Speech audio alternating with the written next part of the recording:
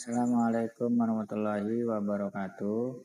Kembali lagi bersama saya Wawan Hermawan.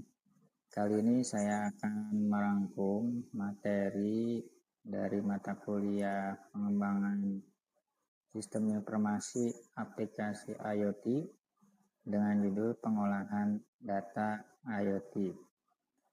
Dari pengertiannya adalah proses mengumpulkan, mengirim, menyimpan, mengolah, dan menganalisis data yang diperoleh dari sensor agar dapat menghasilkan informasi yang bermanfaat untuk pengambilan keputusan secara otomatis. Di sini kita bisa melihat gambar alurnya ya. Ada sensor suhu, sensor cahaya, sensor suara. Sensor-sensor mengukur kondisi lingkungan dan menghasilkan data mentah. Data dikirim melalui jaringan internet menggunakan protokol seperti MQTT atau HTTP. Data yang diterima disimpan di server atau cloud database untuk keperluan pemrosesan lanjutan. Data diolah dan dianalisis untuk mendapatkan informasi yang berguna dan menentukan aksi.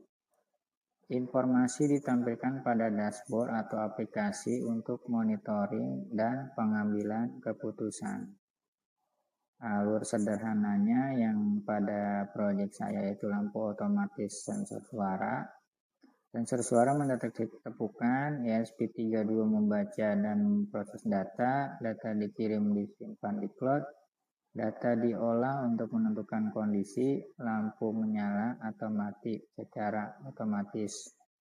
Tujuan utamanya mengubah data mentah menjadi informasi yang berguna, mendukung monitoring secara real time, membantu proses otomatisasi sistem, dan meningkatkan efisiensi dan akurasi pengambilan keputusan.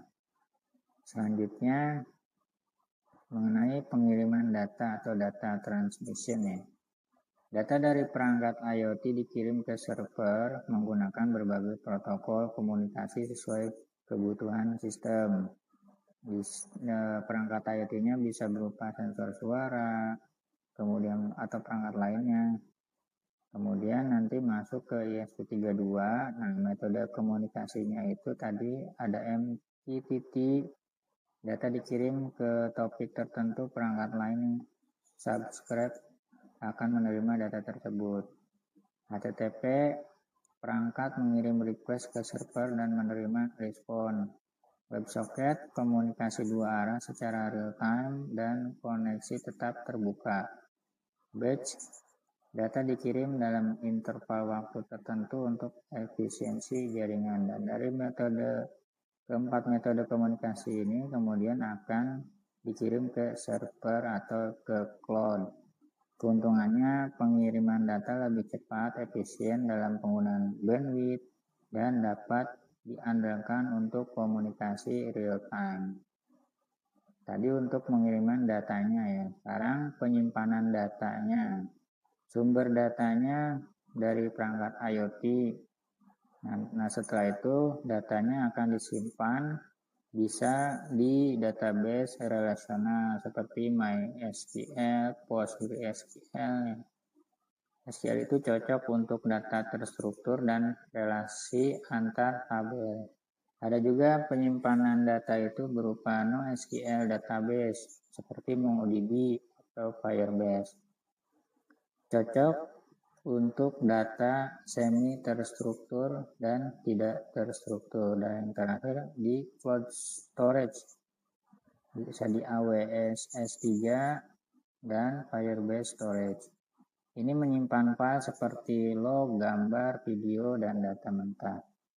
Selanjutnya, keuntungan dari penyimpanan data ketiga jenis data ini, data aman dan terbackup, mudah diakses kapan saja, mendukung skalabilitas besar, dan integrasi mudah dengan layanan lain.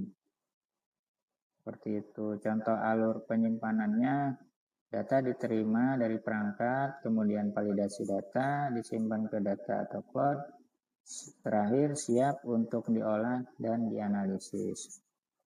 Kemudian ke pengolahan datanya. Data yang sudah disimpan kemudian diolah dan dianalisis untuk menghasilkan informasi yang berguna dan mendukung pengambilan keputusan otomatis. Sumber datanya misalkan dari data atau database atau cloud, kemudian diproses pengolahannya, bisa ada pembersihan data, ada filter data, analisis data, deteksi kondisi, dan yang kelima itu hasil outputnya. Contoh penerapannya, jika suara yang terdeteksi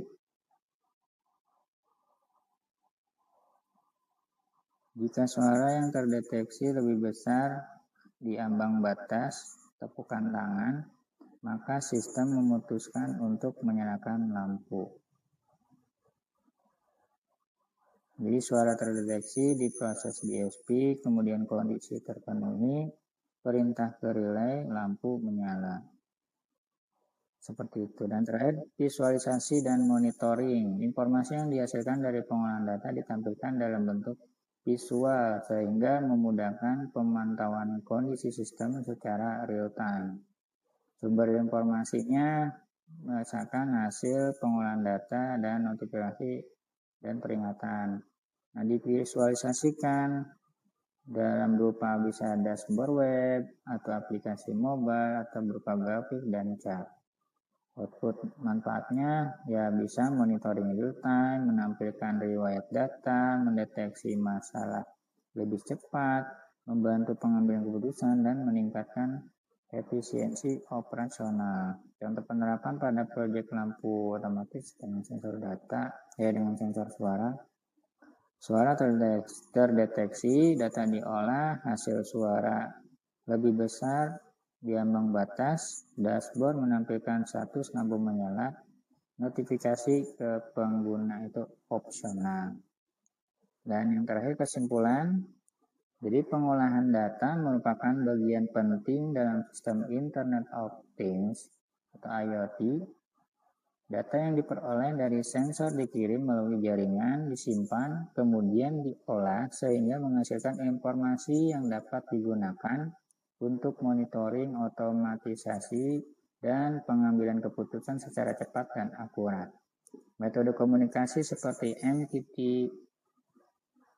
MQTT, HTTP, batch processing, dan priority data dipilih sesuai kebutuhan aplikasi agar sistem bekerja lebih efisien dan andal. Terima kasih. Itu kurang lebihnya. Mohon maaf. Wassalamualaikum warahmatullahi wabarakatuh.